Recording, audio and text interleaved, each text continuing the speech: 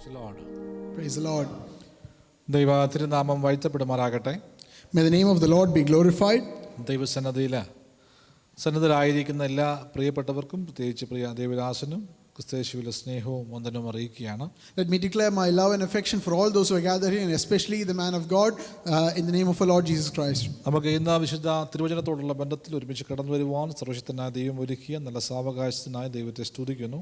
I thank the Lord for the opportunity that He has given us to come together before His scriptures today. നമ്മൾ വായിച്ച തിരുവചന ഭാഗം സങ്കീർത്തനം 51 ആണ്. Today we have read from Psalm 51. നമ്മൾ ഒന്നാമത്തെ വാക്യം ദയവായി വായിക്കാമോ? Can we read from verse 1 please?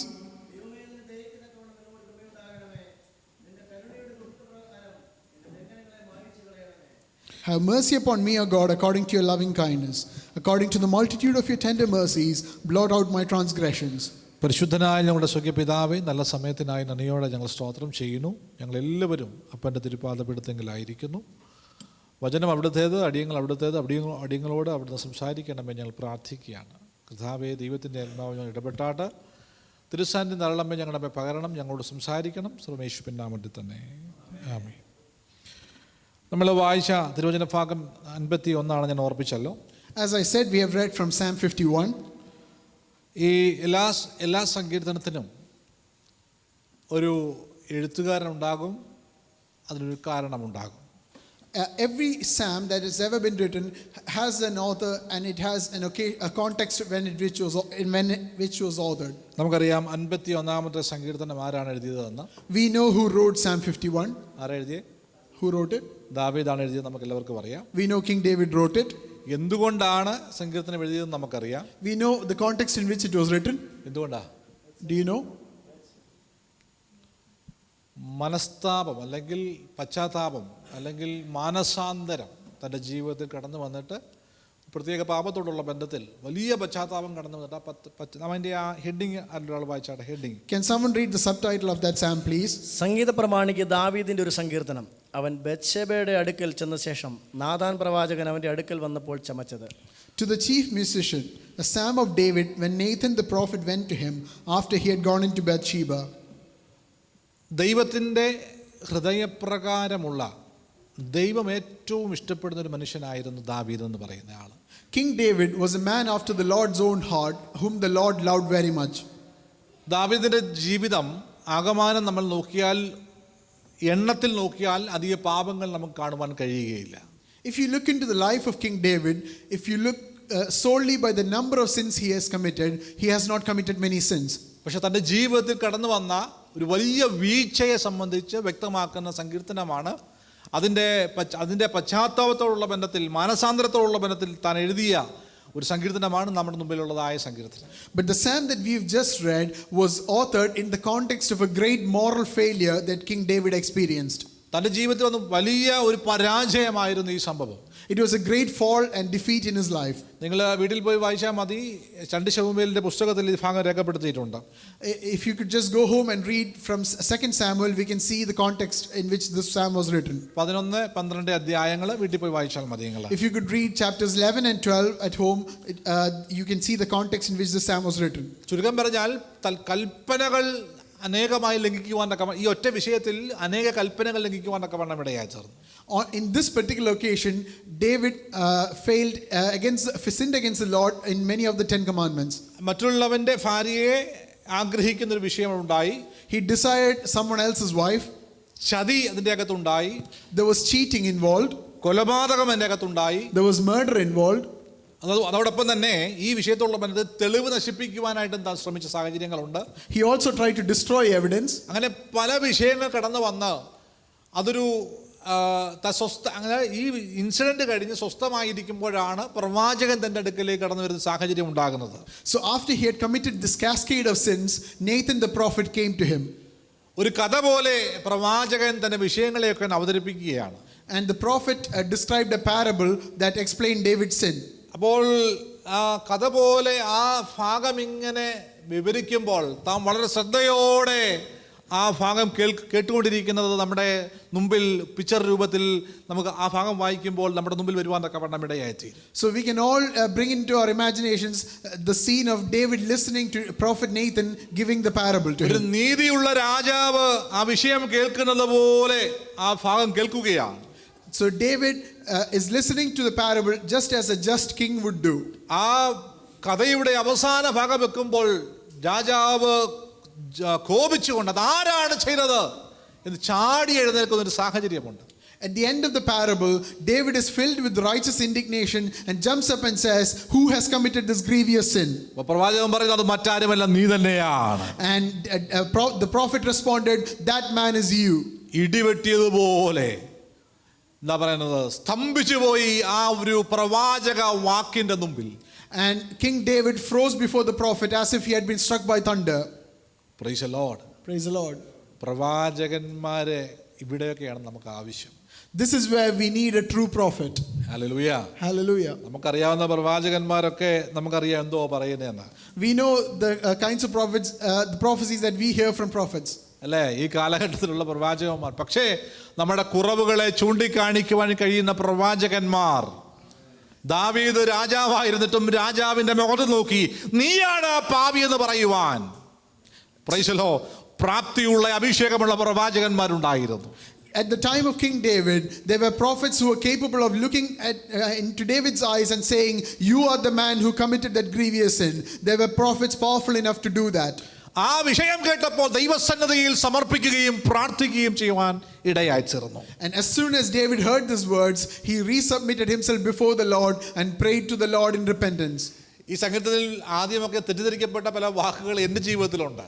And there are many verses in this psalm which I have misconstrued over the years. അതിനകത്ത് ഏഴാമത്തെ വാക്യത്തിൽ പറയുന്നുണ്ട്, ഞാൻ നിർമ്മലനായിരിക്കേണ്ടതിന് ഈ സോപ്പ് കൊണ്ടെന്നെ ഹലോ എന്തുകൊണ്ടോ വായിച്ചേ, ഈ സോപ്പ് കൊണ്ട് എന്നെ ശുദ്ധീകരിക്കും. ഒന്നുകൂടെ പറഞ്ഞേ, ഈ സോപ്പ് കൊണ്ട് എന്നെ ശുദ്ധീകരിക്കും. നമ്മൾ ഓൺലൈനിൽ കിട്ടുന്ന സോപ്പാണോ ഈ സോപ്പാണോ ആണോ? എന്തുവാ ഈ soap? So what is hyssop? പറ, Can someone tell me? എന്താണ് ഈ സോപ്പ്? ഞാൻ ഒത്തിരി തെറ്റിദ്ധരിക്കപ്പെട്ട ഒരു വാക്യമാണ് ഈ സോപ്പ് കൊണ്ട് എന്നെ എന്ത് ചെയ്യണമേ. നോക്കി ആ വാക്യം വൃത്തിയോട് നോക്കി, ഈ സോപ്പ് കൊണ്ട് എന്നെ എന്ത് ചെയ്യണമേ. In verse 7 we read, "Purge me with hyssop." പറഞ്ഞാട്ടെ എന്തോ ഈ soap. So what is hyssop?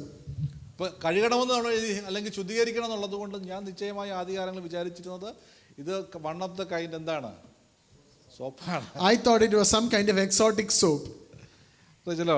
ഈ ഒരു ഡൗട്ട് ക്ലിയർ ചെയ്യാനായിട്ട് 1 രാജാക്കന്മാരുടെ പുസ്തകത്തിലേക്ക് പോവാം. 1 രാജാക്കന്മാരുടെ പുസ്തകം ആ ഭാഗം, ഈ സമയം ഇന്ന് വളരെ കുറവാണ്, പ്രത്യേകിച്ച് നമുക്ക് എല്ലാവർക്കും നേരത്തെ പോകേണ്ടതുണ്ട്. സോ എന്നിരുന്നാൽ പോലും ആ ഒരു ഡൗട്ട് വെച്ചുകൊണ്ട് നമ്മൾ വിട്ടു പോകാൻ പാടില്ല. 1 രാജാക്കന്മാരുടെ പുസ്തകം അതിൻ്റെ 4-ാം അധ്യായം 33-ാം വാക്യം. Let's go to 1 Kings chapter 4 verse 33 please. ആ വാക്യം വായിക്കുമ്പോൾ ശ്രദ്ധിച്ച് കേൾക്കുക. ശ്രദ്ധിക്കണം. 1 രാജാക്കന്മാർ 4:33. ലെബാനോനിലെ കേട്ടോണേ, ലെബാനോനിലെ കണ്ടോ, ഒന്നുകൂടെ വായിച്ച ആൻറ്റി. ചുവരിന്മേൽ മുളയ്ക്കുന്ന ഈസോപ്പ് വരെയുള്ള വൃക്ഷാദികളെ കുറിച്ചും. അപ്പൊ സംഭവം എന്തുവാ? ഏത് ഗണത്തിൽപ്പെടുന്നതാ? പ്ലാന്റിന്റെ അല്ലെങ്കിൽ ചെറിയ ചെടിയുടെ ഗണത്തിൽപ്പെടുന്ന എന്താണ് ഒരു സസ്യമാണ്, അല്ലെങ്കിൽ എന്താ പറഞ്ഞ ഒരു ചെടിയാണ്. എന്ത് അല്ല, കഴുകുന്ന സോപ്പ് അല്ല. ഞാൻ ആദ്യം പഠിക്കുന്ന സമയങ്ങളിലൊക്കെ ഞാൻ പഠിച്ചു വന്നത് അങ്ങനെയാണ്, ഈ സോപ്പ് കൊണ്ട് എന്ത് ചെയ്യണമേ. So we can see from 1 Kings chapter 4 verse 33 that hyssop is a plant that is commonly seen. അതുപോലെ തന്നെ പല ഭാഗത്ത് രേഖപ്പെടുത്തിയിട്ടുണ്ട്. ഇന്ന് സമയമില്ലാത്തതുകൊണ്ട് വായിക്കുന്നില്ല. ലേവ്യ പുസ്തകത്തിൽ പറയുന്നുണ്ട് 4-ാം അധ്യായത്തിൽ, എടുക്കണ്ട, അതിന് 4-ാമത്തെ വാക്യത്തിൽ പറയുന്നുണ്ട്, കുഷ്ഠരോഗികളെ ശുദ്ധരാക്കി അകത്തേക്ക് സ്വീകരിക്കുന്ന സമയത്ത്, അതായത് ശുദ്ധരായി റിക്കവറായി മടങ്ങി വരുന്ന സമയത്ത് അവരുടെ മേൽ വെള്ളം ദൈവം പറയുന്ന രീതിയിൽ അതിൻ്റെ കാര്യങ്ങളെല്ലാം ക്രമീകരിച്ച് ആ വെള്ളം അവരുടെ മേൽ കുടയുമ്പോൾ അല്ലെങ്കിൽ കുടയുവാനായിട്ട് പൂശുവാനായിട്ട് ഈ ചെടി ഉപയോഗിച്ചിരുന്നു എന്ന് നമുക്ക് കാണുവാൻ സാധിക്കുന്നുണ്ട്. Going to Leviticus chapter 4, we can also see that the hyssop was used to sprinkle water on a recovered leprosy patient as they were going through the ceremony of cleansing. നമ്പേഴ്സിന് സംഖ്യാപുസ്തകത്തിൽ പ്രകാരം വായിക്കുന്നുണ്ട്. നമുക്കറിയാം ഈ മൃതശരീരത്തിൽ തൊട്ടാൽ അശുദ്ധരാകുന്ന സാഹചര്യം ഉണ്ടാകുമായിരുന്നു. സംഖ്യാപുസ്തകത്തിൽ രേഖപ്പെടുത്തിയിട്ടുണ്ട്. അറിയാമോ? മൃതശരീരത്തിൽ അല്ലെങ്കിൽ മരിച്ച ശരീരത്തിൽ സ്പർശിക്കുമ്പോൾ ഉണ്ടാകുന്ന അശുദ്ധി, ആ അശുദ്ധിയെ നീക്കുവാനായിട്ട് ഇതുപോലെ എന്താണ് ദൈവം പറഞ്ഞ രീതിയിലുള്ള കാര്യങ്ങളെല്ലാം ക്രമീകരിച്ച് അവരെ പൂശുവാനായിട്ട് അവരെ തളിക്കുവാനായി ഉപയോഗിച്ചിരുന്ന എന്താണ് കാര്യമാണ്, അല്ലെങ്കിൽ ചെറിയ സസ്യമാണ് ഈ ഈസോപ്പ് എന്ന് നാം മനസ്സിലാക്കണം. And in the book of Numbers, we can see that hyssop was used as a method of sprinkling water in the ceremony of cleansing after someone had been ritually unclean after touching a dead body. നമുക്ക് എല്ലാവർക്കും അറിയാവുന്ന കാര്യമാണ് പെസഹ കുഞ്ഞാടിൻ്റെ എന്താണ് രക്തമെടുത്ത് എവിടൊക്കെ തളിക്കുന്നേ? കട്ടളക്കാലിന്മേലും കുറുമ്പടിമേലും എന്ത് ചെയ്യണമെന്നാ? പുരട്ടണം അല്ലെങ്കിൽ തളിക്കണമെന്ന് പറയുമ്പോൾ അത് ഈസോപ്പ് മുക്കിയാ എന്ത് ചെയ്യുന്നത്? പറഞ്ഞ് മനസ്സിലാകുന്നുണ്ടോ? ചുരുക്കം പറഞ്ഞാൽ നമ്മുടെ ഇപ്പോഴത്തെ ഭാഷയിൽ പറഞ്ഞാൽ ചെറിയൊരു ബ്രഷ് പോലെ എന്ത് ചെയ്താ, ഞാൻ നമ്മുടെ ഭാഷയിൽ ഇപ്പോഴത്തെ ഭാഷയിൽ പറഞ്ഞാൽ ചെറിയ ബ്രഷ് പോലെ നമ്മൾ ഉപയോഗിച്ചുകൊണ്ടിരുന്നതായ കാര്യമാണ് എന്ത്? ഈസോപ്പ് കൊണ്ടെന്നുള്ള വിഷയം. ഞാൻ ആ വിഷയം അവിടെ അവസാനിപ്പിക്കുകയാണ്. So the plant called hyssop was used as a brush to sprinkle water, and it was also used to dab the blood of the Passover lamb on the doorpost and the lintel. So we can see that it was used commonly as a brush. അപ്പോൾ ഇനി ആരെങ്കിലും Aesop എന്ന് പറയുമ്പോൾ പെട്ടെന്ന് എന്ത് ചെയ്യാൻ പാടില്ല? എനിക്ക് സംഭവിച്ചതുപോലെ നിങ്ങൾക്ക് സംഭവിക്കാനായിട്ട്. So when someone says hyssop, please do not misconstrue it as an exotic soap as I did. അതുപോലെ തന്നെ ഈ സങ്കീർത്തനം മൊത്തത്തിൽ വായിക്കാനായിട്ട് നമുക്ക് സമയമില്ലെങ്കിൽ ചുരുക്കത്തിൽ ഞാൻ പറയാം. ഈ സങ്കീർത്തനം നമ്മൾ വായിക്കുമ്പോൾ ആദ്യത്തെ ഭാഗം പറയുന്നുണ്ട്, ദൈവമേ എൻ്റെ ദയയ്ക്ക് തക്കവണ്ണം എന്ത് ചെയ്യണമേ, നിന്റെ ദയയ്ക്ക് തക്കവണ്ണം എന്ത് ചെയ്യണമേ. ശ്രദ്ധിച്ചോണം, ആരുടെ ദയയ്ക്ക്? നമുക്കറിയാം ഈ ദാവീദ് പാപത്തിൻ്റെ വേദനയിൽ നിന്നാണ് എന്ത് ചെയ്യുന്നത് ഈ സങ്കീർത്തനം. So King David is writing this psalm from in the midst of the pain of having committed a sin against the Lord, and that's why he says, according to your, have mercy upon me, O God, according to your loving kindness. അപ്പോൾ ഈ വേദനയിൽ നിന്ന് ഈ ഭാഗം എഴുതുന്നതായ സാഹചര്യത്തിൽ താൻ മനസ്സിലാക്കിയ ഒരു ഘടകമാണ്, ദൈവമേ നിന്റെ ദയയ്ക്ക്, എൻ്റെ യോഗ്യതയ്ക്ക് ആണോ, എൻ്റെ പദവിക്ക് അനുസരിച്ച്, ദൈവമേ ഞാൻ ഇന്ന പദവി ഉള്ളതുകൊണ്ടാണ്, ഞാൻ ഇന്ന കഴിവുള്ളത് കൊണ്ടാണ്, എനിക്ക് ഇന്ന യോഗ്യതയുണ്ട്, അതുകൊണ്ട് എന്ത് ചെയ്യണം, എന്നോട് ക്ഷമിക്കണമെന്നാണോ പറയുന്നത്? അല്ല, അങ്ങയുടെ ദയയ്ക്ക്, നിന്റെ ദയയ്ക്ക് ഒത്തവണ്ണം എന്ത് ചെയ്യണമേ, എന്നോട് കൃപയുണ്ടാകണമേ. ഈ വചനം കേൾക്കുന്ന സമയത്ത് നാം വളരെ ഹൃദയത്തിൻ്റെ അകത്ത് പാപബോധം ഉണ്ടാകുമ്പോൾ നമുക്ക് പറയേണ്ട ഒരു പദമാണ്, ദൈവമേ എൻ്റെ യോഗ്യതയല്ല, അങ്ങയുടെ ദയ എൻ്റെ മേലുള്ളത് കൊണ്ട് അവിടെ നിന്നോട് ക്ഷമിക്കണമേ നാം പറയുവാനൊക്കെ വേണ്ടമിടയായി തീരണം. So as King David is sitting in the midst of the pain of having committed the sin, he does not tell God, Lord, I have such and such a title, please forgive me, but rather he recognizes his disqualification and relies upon the Lord's grace and loving kindness and says, have mercy upon me, O God, according to your loving kindness. So as you come into the Lord's presence with repentance, depend on his grace. നമ്മൾ അങ്ങനെ പ്രാർത്ഥിക്കുമ്പോൾ ദൈവം നമ്മുടെ പാപങ്ങളെ വാക്യം എടുപ്പിക്കുന്നില്ല, മായ്ച്ചു കളയുമെന്നാണ് വിശുദ്ധ വേദപുസ്തകം പഠിപ്പിക്കുന്നത്. And as we pray that prayer of repentance and rely on the Lord's grace, we read from the scriptures that the Lord will blot out the stains of our sin. യഥാർത്ഥമായ പ്രാർത്ഥനയ്ക്ക് നമ്മുടെ പാപങ്ങളെ മായ്ക്കുവാൻ കഴിയും. A true prayer has the power to blot out the sins in your heart. വായിക്കേണ്ട യെശയ്യാവിന്റെ പുസ്തകത്തിൽ ആ ഭാഗം രേഖപ്പെടുത്തിയിട്ടുണ്ട്. അതിന്റെ 43-ാം അധ്യായം 25-ാം ഭാഗത്തിൽ രേഖപ്പെടുത്തിയിട്ടുണ്ട്. This is given in Isaiah chapter 43. മറ്റൊരു ഭാഗത്തിൽ പറയുന്നു, യഥാർത്ഥമായ പ്രാർത്ഥന മനസ്താപം മാനസാന്തരം കൊണ്ട് എന്ത് ചെയ്യുന്നു, പാപങ്ങളെ അകറ്റിക്കളയുവാനൊക്കെ വേണം, ദൈവം തന്നെ അകറ്റിക്കളയുവാനൊക്കെ വേണം ഇടയായി തീരും. In another portion of the scripture we read that true regret and repentance, with true regret and repentance, the Lord will take away the sins in our hearts. സങ്കീർത്തനം 103 രേഖപ്പെടുത്തിയിട്ടുണ്ട്. This is given in Psalm 103. 12-ാമത്തെ വാക്യത്തിൽ രേഖപ്പെടുത്തിയിരിക്കുന്നു. This is given in Psalm 103 verse 12. വേറൊരു ഭാഗത്ത് പറയുന്നത് കർത്താവ് ദൈവം നമ്മുടെ പാപങ്ങളെ എറിഞ്ഞു കളയുന്നതിന് വേറൊരു ഭാഗത്ത് രേഖപ്പെടുത്തിയിട്ടുണ്ട്. In another portion we read that the Lord will throw away the sins. വേറൊരു ഭാഗത്ത് പറയുന്നത് സമുദ്രത്തിൽ ഇട്ടുകളയുന്നു എന്ന് വേറൊരു ഭാഗത്തിൽ പറയുന്നുണ്ട്. And yet another portion we read that the Lord will throw away our sins into the depth of the ocean. അടുത്തൊരു ഭാഗം നമുക്ക് എല്ലാവർക്കും അറിയാവുന്ന ഒരു ഭാഗമാണ്. അത് നമ്മുടെ പാപം എത്ര കടുച്ചുമപ്പായിരുന്നാലും അതെന്ത് ചെയ്യും? ഹിമം പോലെ വെളുപ്പിക്കുമെന്ന് വേറൊരു ഭാഗം പറയുന്നുണ്ട്. And in another portion of the scripture we read that even if our sins are as crimson as a gown, it will be purified as white as snow. So നമുക്ക് ഒരു ഒന്നാമതായി ഞാൻ നിങ്ങളോട് പറയാൻ ആഗ്രഹിക്കുന്ന പോയിന്റ് ഇതാണ്. ഫസ്റ്റ് പോയിന്റ് ഇതാണ്. നമ്മുടെ ജീവിതത്തിൽ കുറവുകൾ സംഭവിക്കത്തില്ല, അല്ലെങ്കിൽ നമ്മുടെ ജീവിതത്തിൽ ഒരിക്കലും പരാജയം സംഭവിക്കുകയില്ല, പാപങ്ങൾ സംഭവിക്കുകയില്ല ഒന്നും ഞാൻ പറയുന്നില്ല. പക്ഷേ ഇൻ കേസ് നമ്മുടെ ജീവിതത്തിൽ പാപങ്ങളോ പരാജയങ്ങളോ കടന്നു വന്നാൽ ആദ്യം നാം ചെയ്യേണ്ടത് ദൈവസന്നിധിയിൽ അത് ഏറ്റുപറയുക, അംഗീകരിക്കുക, ഏറ്റുപറയുക എന്നുള്ളതാണ്. So I'm not standing here to claim that each one of us will never commit a sin before the Lord. But what I'm trying to say as my first point is that when we commit a sin, the first thing that we should do is to come to the Lord's presence and say, Lord, I have committed a sin, and accept it. പറഞ്ഞ മനസ്സിലാവുന്നുണ്ടോ ദൈവമക്കൾക്ക്? Do you understand me, children of God? നമ്മുടെ പാപങ്ങളെ ഒരിക്കലും നമ്മൾ എന്ത് ചെയ്യല്ല, hide ചെയ്യല്ല.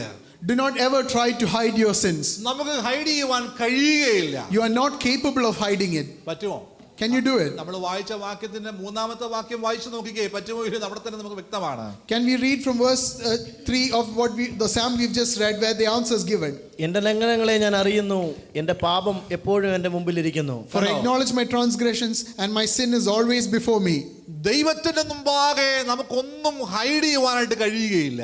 We cannot hide any little thing from the Lord. അതുകൊണ്ട് നമുക്ക് ചെയ്യുവാൻ കഴിയുന്ന കാര്യം എന്താ ചോദിച്ചാൽ ദൈവസന്നിധിയിൽ ഏറ്റുപറയുക, അംഗീകരിക്കുക, ഞാൻ പാപിയാണെന്നുള്ളതാണ്. So the only thing that we can do in the presence of the Lord is to accept the sin that we have committed before Him. നമ്മൾ കാര്യം മനസ്സിലാക്കണം, പാപം എന്നുള്ള വിഷയം ദൈവവുമായിട്ട് ഒരിക്കലും ചേർന്ന് നിൽക്കുന്ന വിഷയമല്ല. We must understand that you can never reconcile sin with God. Hallelujah. Hallelujah. അതായത് ഒരു ശകലം പോലും അൾട്ടിമേറ്റ്ലി എന്ന് പറയാം, അൾട്ടിമേറ്റ്ലി ദൈവത്തിന് ഓപ്പോസിറ്റ് ആയിട്ട് നിൽക്കുന്ന, ആത്യന്തികമായി ദൈവത്തിനെതിരായി നിൽക്കുന്ന ഘടകമാണ് ഈ പാപം എന്നുള്ള വിഷയം. Sin stands diametrically opposite to the Lord. Hallelujah. അതുകൊണ്ട് ദൈവം, ഞാൻ പറയാലോ, നമ്മുടെ പേരൻസിന് നമുക്ക് ഇഷ്ടമില്ലാത്ത കാര്യം നാം ചെയ്യാറില്ലല്ലോ. We do not commit anything that is displeasing to our parents. അത് അവരെ ബുദ്ധിമുട്ടിക്കും, വിഷമിപ്പിക്കും എന്നുള്ള കാരണങ്ങൾ കൊണ്ട് നാം അതിൽ നിന്ന് മാറി നിൽക്കുവാനൊക്കെ വണ്ണം ഇടയായി തീരും. We reject many things because it brings pain and suffering to our parents. Hallelujah. ആ പാപം നമ്മുടെ പേരൻസുമായിട്ടുള്ളതായ ഈ ഭൂമിയിലെ കാര്യം പറയുന്നത് ഫെലോഷിപ്പിനെ എന്ത് ചെയ്യും? ഡിസ്ട്രോയ് ചെയ്യുവാനിടയായി തീരും. Doing something that is displeasing to our parents will destroy the very fellowship that we have with them. Hello, ശരിയാണ് ഞാൻ പറയുന്നത്. അത് സുഹൃത്ത് ബന്ധങ്ങൾ തമ്മിലാകാം, പേരൻസ് ആകാം, ഭാര്യ ഭർത്താക്കന്മാർ തമ്മിലാകാം, ചർച്ചുമായിട്ടുള്ള ബന്ധത്തിലാകാം. വിഷയം ഇതാണ്, പാപങ്ങൾ എപ്പോഴും ഫെലോഷിപ്പിനെ എന്ത് ചെയ്യുക? നശിപ്പിക്കുന്ന ഘടകമാണ്. So it might be the relationship that you have with your parents or with your friends or with your brothers or with your spouse, but sin has the capability to destroy any such fellowship. ഏറ്റവും ഉപരിയായി നമ്മുടെ ദൈവത്തോടുള്ള ബന്ധം അവിടെ നാം എന്താണ് നഷ്ടപ്പെടുവാനൊക്കെ വണ്ണമിടയായി തീരും. But above all of this, sin is capable of destroying the relationship that you have with your Lord. നമുക്ക് എപ്പോഴും കേൾക്കാനുള്ള കാര്യമാണ്, എങ്ങനെയാണ് ആദ്യത്തെ മാതാപിതാക്കളായ ആദമിന്റെയും ഹവ്വയുടെയും ദൈവത്തോടുള്ളതായ കൂട്ടായ്മ എപ്രകാരമാണ് നഷ്ടപ്പെട്ടത് നമുക്ക് എല്ലാവർക്കും അറിയാം. We are all familiar with how our forefathers and ancestors, Adam and Eve, destroyed their relationship and fellowship with the Lord. മനോഹരമായ ഒരു കൂട്ടായ്മ അവർക്കുണ്ടായിരുന്നു. They had a beautiful relationship and fellowship. വെയിലാർന്ന സമയത്ത് ദൈവം തമ്പുരാൻ ഇറങ്ങി വരുന്ന ഒരു സാഹചര്യമുണ്ട് അവരുടെ ഏരിയയിലേക്ക്. In the cool of the afternoon, the Lord would come down to them and spend time with them. ആ വെയിലാർന്ന സമയത്ത് ദൈവത്തോട് നേരിട്ട് അവർ കൂട്ടായ്മ ആചരിക്കുകയാണ്. And they spent a lot of time in fellowship with the Lord. മനോഹരമായ ദിവസങ്ങളായിരുന്നു. They were all beautiful days. ആനന്ദത്തിന്റെയും സന്തോഷത്തിന്റെയും ദിവസങ്ങളായിരുന്നു. They were days of happiness and joy. എന്നാൽ ഒരു ദിവസം വന്ന പരാജയം but a failure that happened to them, ഒരു ദിവസം വന്നതായ പാപം, the sin that happened to them, hallelujah, അവരെ ആ ബന്ധത്തിൽ നിന്ന് വേർപെടുത്തുവാൻ തക്കവണ്ണം ഇടയായി. നിത്യമായ സന്തോഷം അവരുടെ ജീവിതത്തിൽ അവസാനിക്കുവാൻ തക്കവണ്ണം ഇടയായി തീർന്നു. the sin that came into their lives severed the relationship that they had with the Lord and destroyed the happiness that they enjoyed till that point. Hallelujah.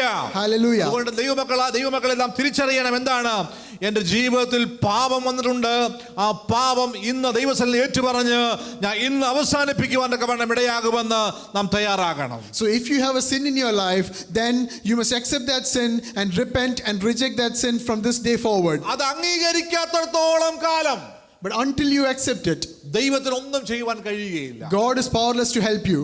ഒരു രോഗിയായ മനുഷ്യൻ, If you have a disease, അല്ലെ, ഒരു stability ഉള്ള ഒരു എന്താ പറയുന്നത്, മാനസികമായി നല്ല ബുദ്ധിയും ശാരീരികമായി നല്ല കഴിവുള്ളൊരു മനുഷ്യൻ, അവൻ അംഗീകരിക്കാത്തിടത്തോളം കാലം, അതായത് അവൻ രോഗിയാണ് എങ്കിൽ അവൻ അംഗീകരിക്കാത്തിടത്തോളം കാലം അവന് പ്രോപ്പർ ട്രീറ്റ്മെന്റ് ലഭിക്കുകയില്ല.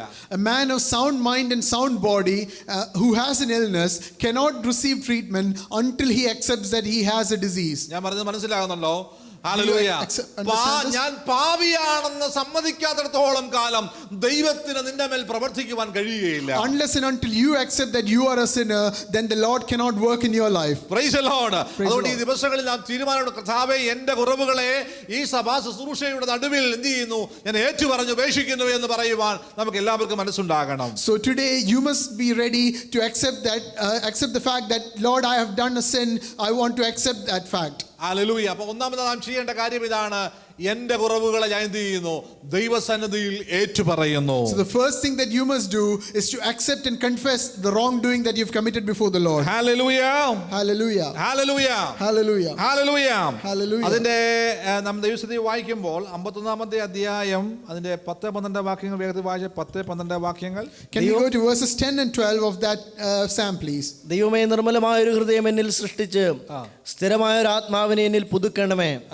നിന്റെ സന്നിധിയിൽ നിന്ന് എന്നെ തള്ളിക്കളയരുതേ, നിന്റെ പരിശുദ്ധാത്മാവിനെ എന്നിൽ നിന്ന് എടുത്തു കളയുമരുതേ. Create in me a clean heart, O God, and renew a steadfast spirit within me. Restore to me the joy of your salvation and uphold me by your generous spirit. Hallelujah. Hallelujah. അപ്പോൾ നാം മനസ്സിലാക്കേണ്ട അടുത്ത പ്രധാനപ്പെട്ട ഘടകം, ഞാൻ ആദ്യമായിട്ട് ഞാൻ എന്ത് ചെയ്തു, സമ്മതിച്ചു, എനിക്ക് എന്താണ്, ഞാൻ പാപിയാണ്, സമ്മതിച്ചു. രണ്ടാമത്തെ ഘടകം ഇതാണ്, എന്താണ്, ഒരു റിന്യൂവലിന് വേണ്ടിയുള്ള ഡിസയർ, അല്ലെങ്കിൽ ദൈവസന്നിധിയിൽ എന്താണ് പറയുന്നത്, ഒരു പുതുക്കപ്പെടലിന് വേണ്ടിയുള്ളതായ ആഗ്രഹമാണ് അടുത്ത് നമുക്കുണ്ടാകേണ്ടത്. So firstly, you must have an acceptance of the wrongdoing that you've committed, and secondly, you must have a earnest desire for renewal of your heart. Hallelujah. Hallelujah. ഇവിടെ ദാവീദ് പറയുന്നത് എന്താണ്? So what does King David say here? അവിടെ പറയുന്നതാണ്, ദൈവമേ എന്ത് ചെയ്യണമേ, നിർമ്മലമായ ഹൃദയം എന്നെ എന്ത് ചെയ്യണമേ.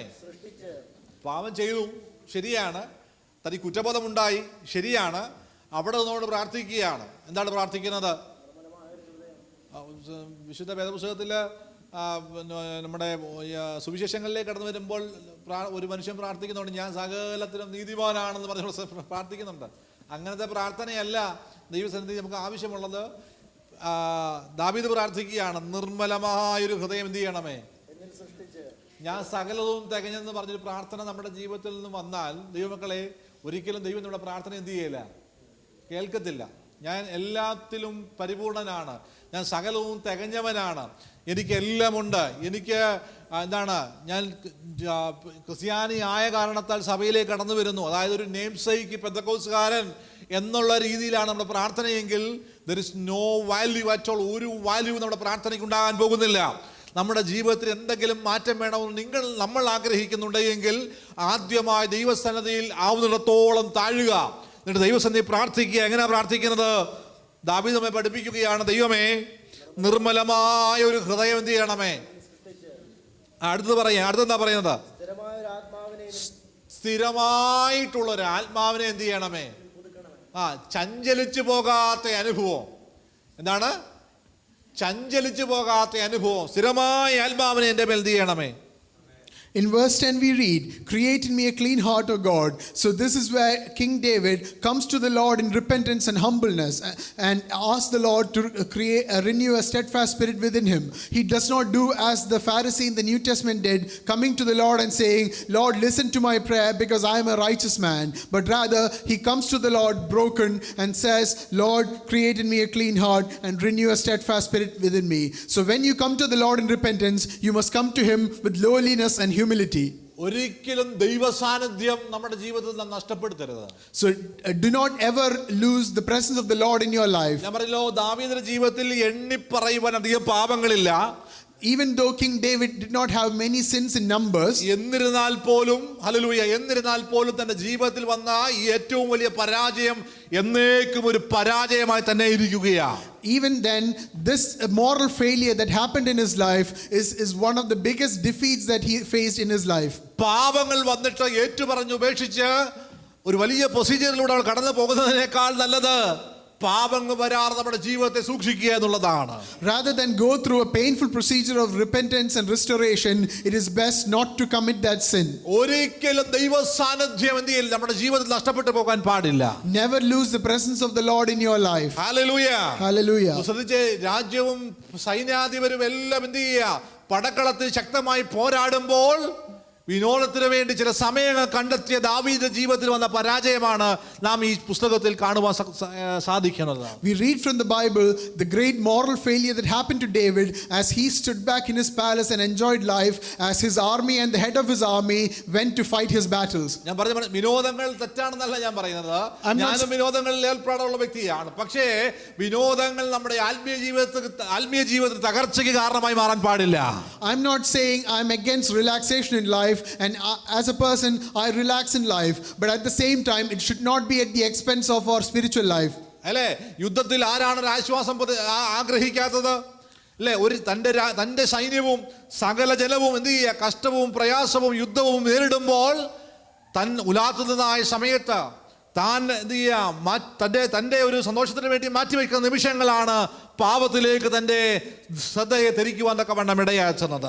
As King David relaxed and spent happy times in his palace, his army and his people were fighting his battles, but it was at this precise moment that the moral failure came into his life. ശ്രദ്ധിക്കുക, ദൈവ സാന്നിധ്യം ഒരു പ്രാവശ്യം നഷ്ടപ്പെട്ട് കഴിഞ്ഞാൽ അതിന് എത്രയോ 10 മടങ്ങ് അധ്വാനിച്ചാൽ മാത്രമേ അത് തിരികെ നേടുവാൻ നമ്മളോട് കഴിയുകയുള്ളൂ.